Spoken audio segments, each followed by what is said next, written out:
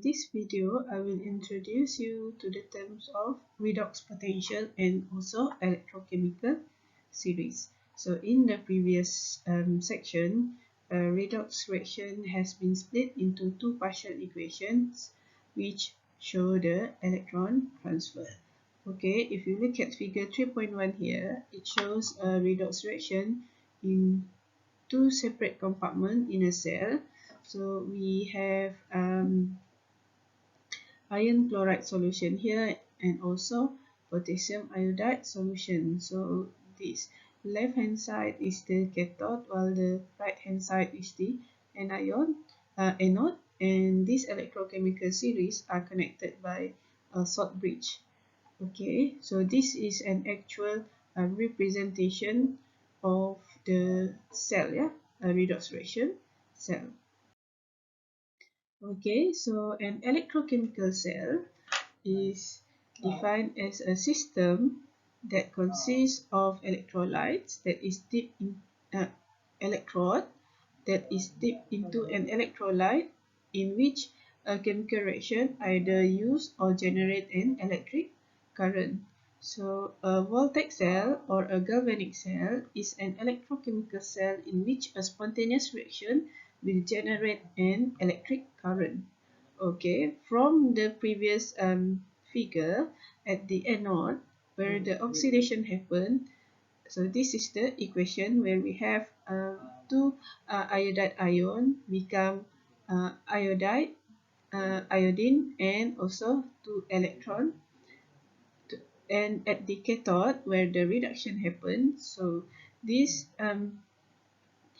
iron 3 plus will reduce into iron 2 plus. Okay, so notice that this is the reduction because the oxidation state of this reduced from plus 3 to plus 2.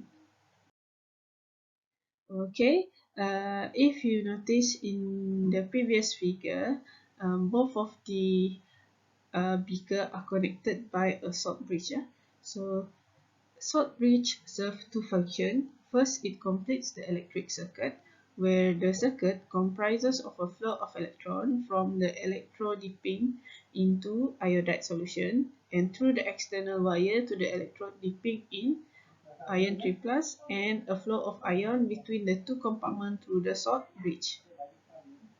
Salt bridge also provides cation and anion to complement the ion consumed, which form at the two electrodes. And at the anode, which is the negative electrode, 2 moles of iodide have been removed through the redox process. Therefore, 2 moles of another singly charged anion must replace this. So this should come from the chloride ion in the salt bridge, and similar process happen in the cathode. In many cases, apart from drawing the diagram as shown in figure 3.1, we can also use a formula to represent the redox reaction in a cell.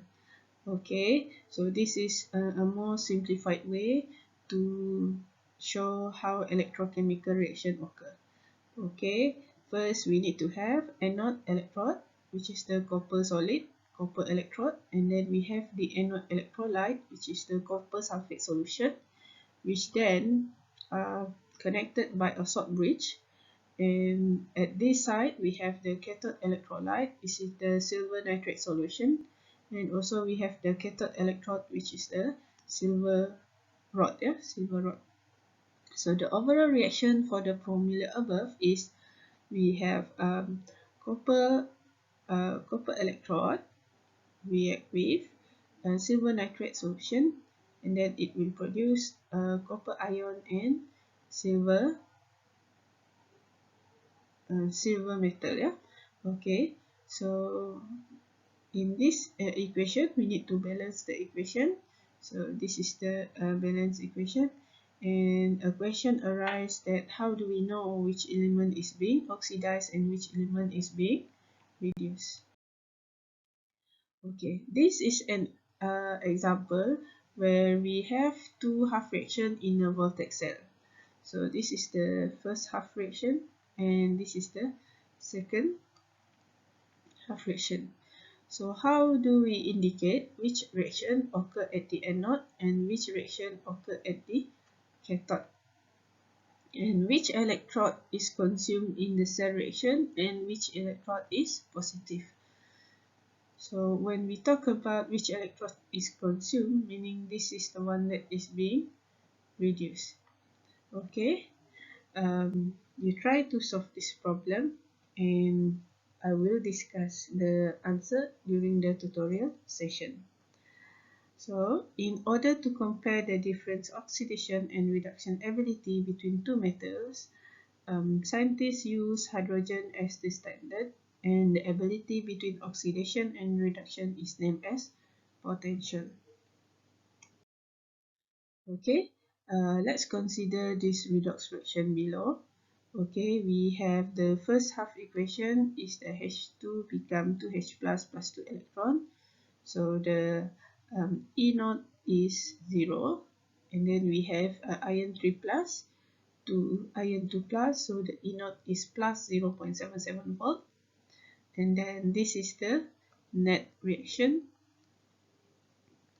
And from the reaction above, apparently hydrogen is being oxidized and Fe3 plus is being reduced. So the strength of the oxidation and reduction can be measured in terms of standard redox potential. So meaning that from this value, we will see that the higher the positive value of E naught, so the stronger the oxidizing ability, meaning itself being reduced. And the higher the negative values of E naught, the stronger the reducing ability, meaning itself is being oxidized. Okay, so this is the table of the standard redox potential. We can refer to this table in order to calculate the voltage. Yeah? Okay, so this is also a simplified a selected standard redox potential at 25 degree and 1 atmospheric pressure.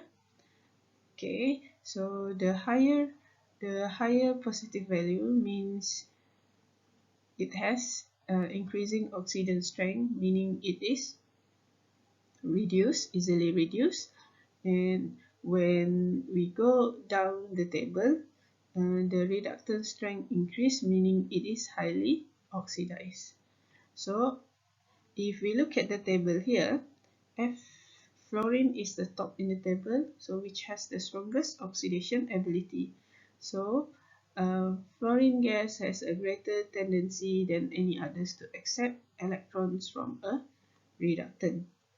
Okay, so lithium is the strongest reductant. So lithium has the greatest ability to donate electron than the others.